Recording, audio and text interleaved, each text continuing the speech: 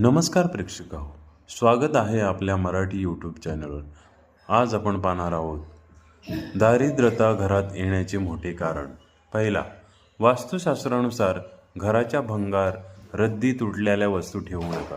दुसरं, घराच्या छतावर कधीही काटेरी झाडे लावू नये। तिसरं, पहिली भाकर गायीसाठी काढणे खूप शुभ मानले जाते। चौथं, आपल्याला मिळालेल्या कमाईतून थोडे पैसे दान अवश्य करा।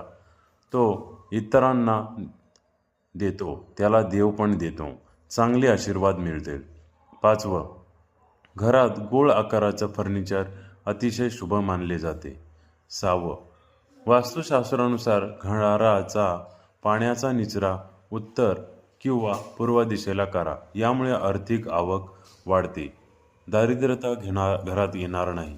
अशाच नवनवीन व्हिडिओ पाहण्यासाठी आपल्या चॅनलला लाईक, सबस्क्राईब, शेअर आणि कमेंट्स करायला नक्की विसरू नका। धन्यवाद।